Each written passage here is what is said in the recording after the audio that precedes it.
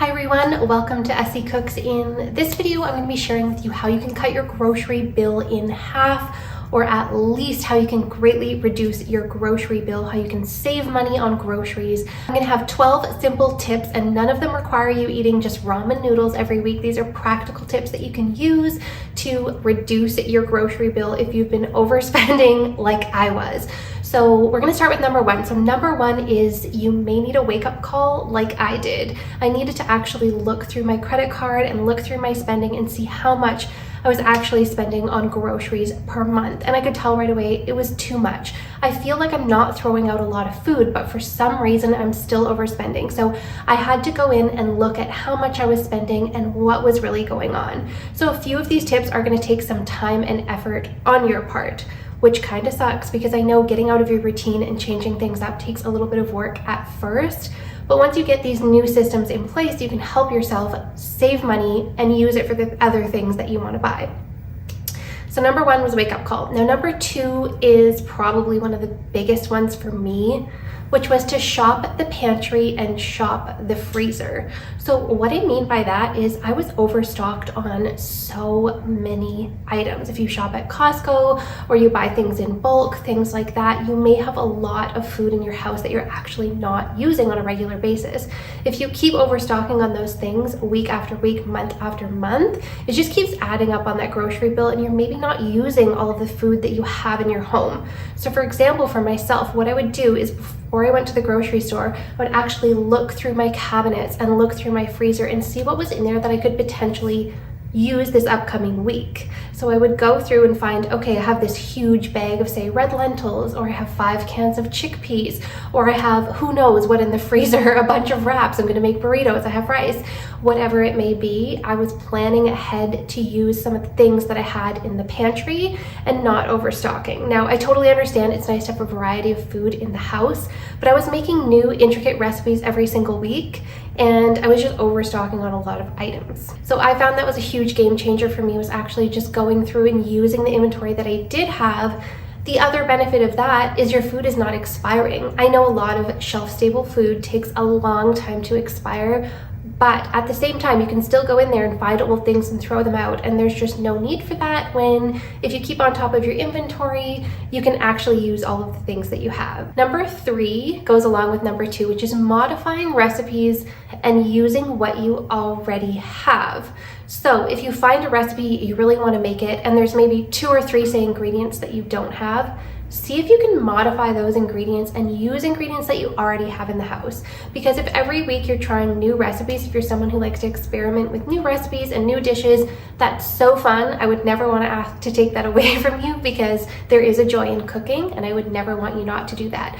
But if you can, for example, let's say a dish calls for walnuts, maybe you can use almonds instead. Maybe it calls for this spice, maybe use that spice instead. It might call for like dried oregano, but you have Italian seasoning, maybe you can just make that substitution.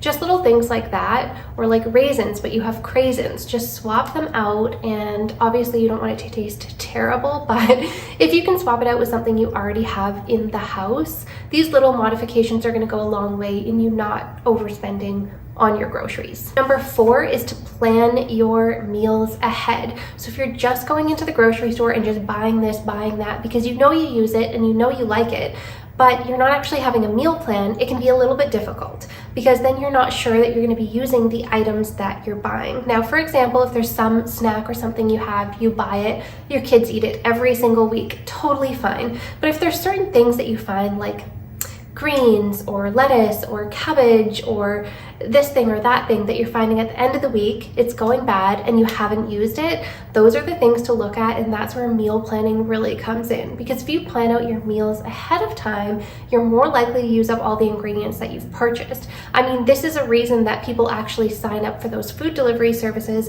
that come with the exact specific ingredients that you need for your meal. It is, I promise you, still cheaper to cook at home. I know those meal services are great, but if you are looking to cut down on your grocery bill, it is still cheaper to cook at home, as long as you're really mindful about the ingredients that you're buying and not overspending. Number 5 is meal prep. I know not everybody likes, I love meal prep, but I know it's not for everybody. Eating the same meal every single day is just not everybody's vibe. It's not what everybody wants to do, and I understand. But something else you can do if you want to meal prep and you don't want to eat the same thing every day is you can actually make freezer-friendly meals. So there are so many freezer-friendly meals that you can make. If you want to get some recipes from me, please let me know. But so many things that don't even label themselves as freezer-friendly are great to pull out of the freezer. So let's say you're making a big batch, it serves 6, there's only 2 or 3 of you, you have some leftovers, you don't want to eat them again. All you have to do is pre-package them and put them in your freezer. Chili, for example, is one of my favorite freezer-friendly meal preps. So what I'll do is I'll put it in individual serving size jars so that when I need one later on, I can just pull it out of the freezer. And that actually brings us back to point number 2 on how to save, which is shopping the freezer. So when you're doing your meal plan, you can go back, shop the freezer. Hey, guess what? I have chili enough for one night this week. So that's one meal I do not have to shop for, do not have to plan for. And you want to plan out your lunches and breakfast as well. If you eat the same thing every day, great. If you don't, just make sure you are not over purchasing the items that you will need. Okay, number 6, some of you are not gonna like this, but it's cut down on meat. This wasn't personally a problem for me because I don't eat meat, but I know that meat is very expensive. Meat and eggs can really add up on your grocery bill. So I'm not saying don't eat meat. I'm not saying, you know, reduce all joy from your life and live a life of misery, because I know some people feel really miserable without it. I'm not saying that at all. All I'm saying is reducing meat will save you on your grocery bill. So for example, if you have 1 or 2 vegetarian or even vegan meals per week, you're going to notice how much cheaper it is when you're using whole food ingredients like dry lentils and things like that. If you're not used to them, just start with something that you like and go from there. If you want any lentil recipes at all, please let me know in the comments and I can leave a bunch of lentil recipes for you. It is something to get used to, but they do say that your taste buds change as soon as 2 weeks. So if it's something you don't like, maybe give it a try and just try out a few vegetarian or vegan recipes maybe that you've had from a family member before that you actually surprisingly really liked, and this is going to save you a lot on your grocery bill. If you are buying meat, what you're going to want to do is find a sale, find a good cut, and you can actually you can actually vacuum seal them and put them in the freezer, or even just freeze your leftover meats so that they're not expiring in the fridge. Because it is so expensive, you want to make sure that none of that meat is going bad. So just be really mindful of your spending and making sure that any leftovers that you're not sure if you're going to eat, get those in the freezer and then include those in your meal plan for the next week when you're shopping your freezer. Number 7 is use dry lentils. Dry lentils are insanely cheap. I know canned lentils are cheap as well, but dry lentils are even cheaper. It is like you can make a whole batch for 4 people with like 50 cents worth of lentils or less. I mean, Canadian prices are a bit high. So if you're in the US, it may be even less.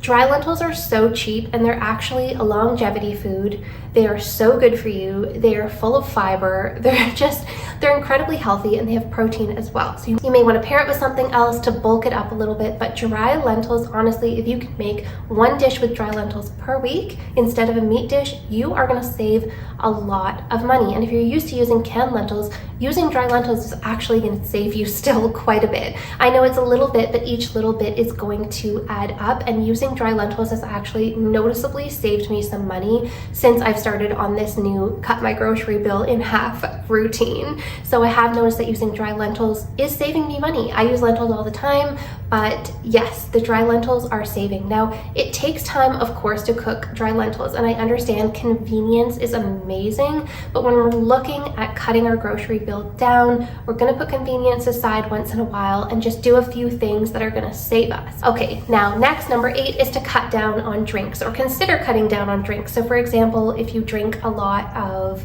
kombucha or things like that, which I was guilty of, that is going to add up on your grocery bill. So maybe just considering how much you want. Like I said, I don't want to remove joy from your life. If you love having like a juice or a kombucha or whatever you like having every day, I don't want to take that from you. Certainly not. So you're going to be able to decide which of these fit into your life and which don't. But I would say take a look at how many drinks you're purchasing and consider if you need all of them. I also started buying tea in bulk and realizing that it was a lot cheaper and better for the environment as well. So I got this huge thing of loose leaf tea for like $6, and normally it's $6 for a little box of tea. So just those kind of considerations with your drinks as well. Just take a look and see. And for example, if you have a soda stream at home and you keep buying sparkling water, maybe consider using your soda stream. Things like that on your drinks. So something to consider as well. Now, number 9 is to compare prices. Now, I know a lot of us don't want to be running around from place to place to place. Our time is very valuable. We're all very busy. I totally get how busy everybody is. But if you can compare prices, like I said, this is going to be harder now and easier later. So if you can compare prices on a few of your more expensive items and see where it's cheaper to get them, maybe you can stock up. I know I've talked about not overstocking your food, but if it is something that you are guaranteed using, you can look for sales and you can stock up on that specific item. And 10 kind of ties into the rest as well. It's buying only what you need for the week. So if you notice at the end of the week you're still left over with extra inventory, you might need to recalculate how much you really need for the week and really scale back. So what I did was I actually started buying one meal less than what I thought, because I found there were always these extra leftovers or things coming up where I wasn't quite eating all of the food that I purchased. I'd compare those prices, see if you can find a budget grocery store. I know in the US there's things like Aldi's. I wish we had that here. That would be so great.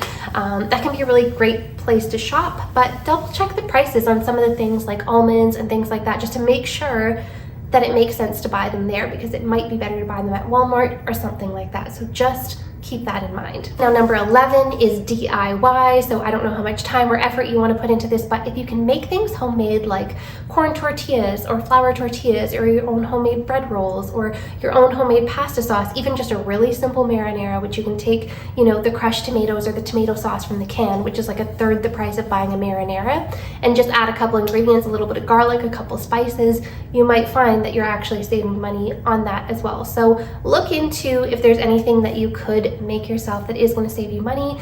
A lot of times it ends up being healthier and tasting better too, which is just a huge bonus. So if you want any of those types of recipes, please let me know again in the comments, and I will send you over either my own or my favorites that I use all the time. Number 12 is to track what you're actually spending on. So before I get into that, make sure you stick around till the end of the video, because I'm going to share some of my favorite healthy budget foods. Okay, I'm going to list them off, a few of my favorites. All right, back to tracking. We want to track what we're spending, so you're going to want to actually go through and see what you're spending on, how many times you're going, how much it's adding up to, if it makes sense, everything like that. So using a spreadsheet, there are a bunch of apps you can use. There's so much online that can help you out with this. You can even ask your friends or family members if this is something they've done, if they have a helpful app or online program that has helped them. But even without all of that, you can just track how much you're spending and see if it makes sense, see if it fits into your budget, see if it makes sense for you. Now, if you're having troubles tracking and you're still overspending, say you're like, you know what, I want to spend $100 on groceries a week. Why do I keep spending $200? I don't understand. I'm trying to follow these tips. I don't know what's happening. You might want to use cash.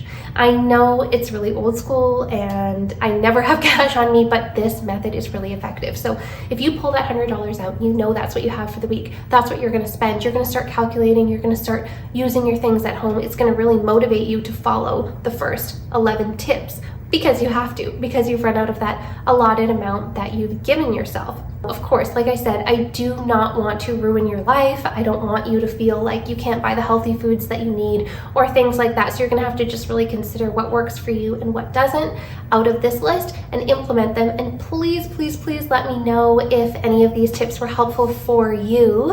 And let's get started with those healthy and relatively cheap foods. Number 1 on my list is oats. You can buy a huge bag of oats, rolled oats or quick oats from the grocery store for a very affordable price. You can make so many different things with them. You can make muffins, you can make cookies, you can make oatmeal, you can make overnight oats. I mean, whatever you like, oats are so great. Number 2 is dry lentils, which you know I talked about before in this video.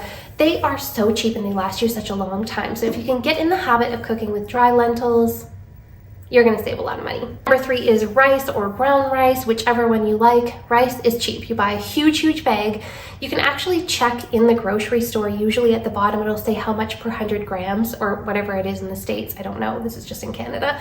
So you can actually compare if it really makes sense to buy rice in bulk. So for me, it was so much cheaper to buy this huge bag of basmati rice, which I use all the time. So that's really cheap. It lasts me a really long time. So I love rice. Carrots are another one. You can buy a huge 5-pound bag of carrots for really affordable, and they don't go bad too quickly in the fridge, which I love as well. And then next up is bananas. Bananas have always been affordable and they are so great. You can have them with your breakfast, you can have them as a snack, you can have them with peanut butter, whatever you like. Next is a bag of spinach. I love to buy a bag of spinach. I'm going to use what I'm going to use as soon as I feel like it might be going bad. I'm going to throw the rest of that spinach in the freezer. I don't do anything with it. I just close it up with one of those little bag clips and throw it in the freezer. And the next time I'm making a chili, a soup, a stew, a curry, I'm going to grab that spinach. I'm going to throw it right in. So easy. It doesn't require any work. That's what I love about it. You just have to be mindful that if you think it's going to go bad or you're not going to eat it, chuck it in the freezer. You can use it later. Next up is frozen berries. They are so much more affordable than buying fresh berries. I love fresh berries, but they are honestly so expensive if they're not on sale. I don't know if it's the same where you live, but fresh berries are quite expensive. So buying frozen berries, you can get this huge bag here for like 15 bucks. I don't know, again, how much in the States, but for us, that is a crazy good deal because when you buy one little thing of blueberries, one tiny little like half pint, it's like $6. It's crazy, or more. So yeah, something to keep in mind. The frozen berries are a lot cheaper. Next up is frozen vegetables. Yes, frozen vegetables are maybe not necessarily my favorite. It's harder to get them crispy, to have that little al dente, that little bite, but they are cheaper. They're great for things like soups, stews, things like that. So keep those in mind. Next up is potatoes. If you buy a big bag of potatoes, you know you're going to use them, or a small bag of potatoes. Potatoes are quite hearty and quite cheap, and you can really make a dish centered around a potato. For example, you can do like a sloppy joe style potato, something like that, where it's a full meal and it's centered around the potato, which is really great. Next up is popcorn, not microwave popcorn, not purchased popcorn in the bag, actual popcorn seeds. Such a great snack, so full of fiber, and they are dirt cheap. Also, that brings me to my next thing, which is corn. Corn is very cheap as well. When corn is in season, you get corn on the cob. It is so cheap and so delicious. Next up is a head of cabbage. A head of cabbage goes such a long way. It's actually wild how much cabbage you get when you start grating it. So if you like cabbage, you don't have to just have coleslaw. You can have things like chopping it up and putting it in like a ramen soup, or you can chop it up and put it in a stir fry, or there's so many things you can do with cabbage. You can make like a cabbage steak with pesto, like all these different things that you can do with cabbage. So keep cabbage in mind because it is very cheap. You get a lot for your money. Next up is tomato sauce in the can. I talked about that earlier. You can buy tomato sauce in the can that's not like already a pasta sauce, like a marinara or something like that. Add a few spices to it. So cheap, so good. Next is tofu and edamame. These are always, soy products are always cheap as well if that is something that you eat. And then last but not least, one of the cheaper nuts is peanuts. So I love to have peanuts around. You can even make your own peanut butter at home if that's something you're into. It's actually quite easy. And that is it. So thank you so much for watching this video on how to cut your grocery bill in half. I really hope that you guys found this video helpful, and please let me know if you have any questions in the comments or if you found this helpful. I really appreciate you watching, and like I said, I hope this was helpful. Thank you so much. See you next time.